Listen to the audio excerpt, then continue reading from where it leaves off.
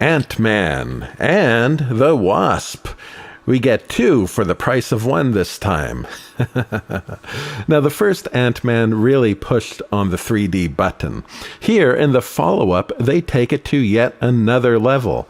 For so many modern conversions, the stereo can hardly be measured. Objects are moved around by minute amounts, where the differences between the eyes can really only be detected unconsciously. Not here. You see objects, hands, bugs moved over by almost the entire width of the object itself. It makes it difficult to get good interpolations for my slideshow here, but it's a thrill to watch. There are moments in this movie where the stereo is given such a disparity between the left and right eye that it becomes comparable to something out of the 50s 3D golden era. Now imagine if something with this level of special effects was dropped on the public back then, just out of nowhere.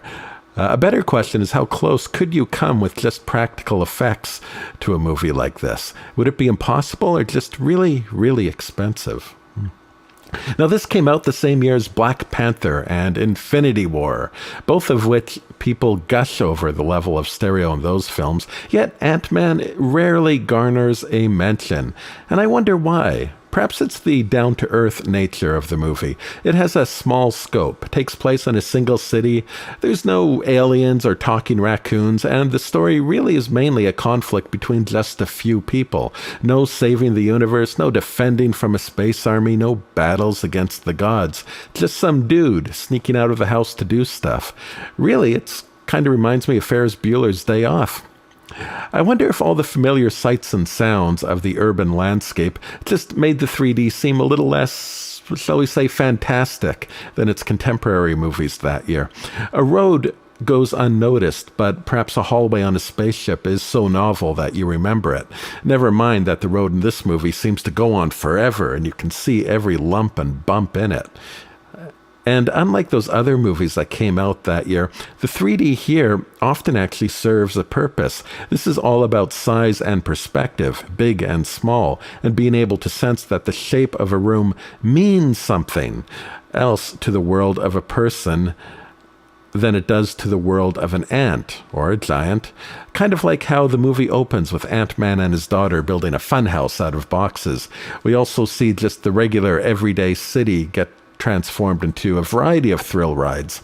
We get to sit up on the roof on a chandelier and look down below, and boy do they push that hard in stereo. It really looks far down below. The floor is a long way down. Later, we run across a chopping board with knives barely missing our back. But again, if this were some kind of enemy robot factory, would it get remembered more as being a little bit specialer? But it's chopped onion, so maybe our brain just doesn't remember it as being all that special.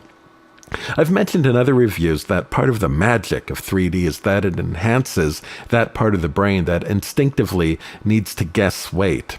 So when we see a moment like when Ant-Man uses the truck as a pushcart, a truck that my mind associates with weight and a potentially fatal amount of strength, and when some dude's just sort of pushing it along, I'm kind of juggling with two different weight classes in my mind. And at first it feels like, well, I start associating it with a toy car.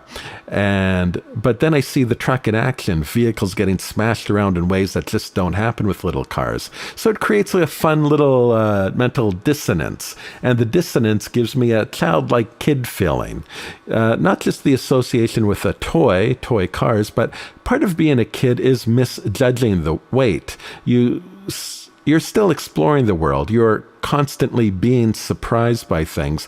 And really, it doesn't go away for a while. You don't really obtain your full strength and potential until about puberty. So judging weight is also a moving target for the first 10, maybe 15 years of your life. So this Alice in Wonderland effect invites that old kid sense of wonder back into my brain. It's enjoyable. It also makes me wonder how much, if any, of what makes Ant-Man fun would translate into the quantum realm, where we no longer have familiar trucks and buildings to compare sizes to. I wonder if that would diminish some of the fun of Ant-Man. I wonder if taking this to another world would still work as well as the relatively grounded first two movies. And as I record this, I haven't yet seen the new movie.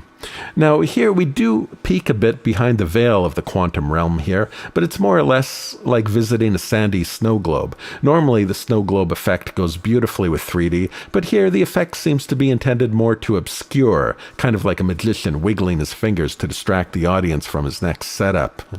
There's a motif of magic in this film. Now, a motif is a musical term meaning an idea that gets repeated, and magic is spooky, things not behaving the way they should, the way we would guess them to be, disappearing and reappearing, things from the unknown, the invisible hand hiding in the shadows. And here on reflection, I kind of see the quantum realm, as used in this movie, as being something of an subconscious, or as some like to call it, the realm of the heart. It's shown as being a place where the substance of it, if you can access it, can heal even the most broken and haunted of things. And I think it works as an analogy of healing the feelings that lead us. Trauma, I guess, is what most people think of, which the main enemy here, appropriately called the ghost, really seems to exemplify.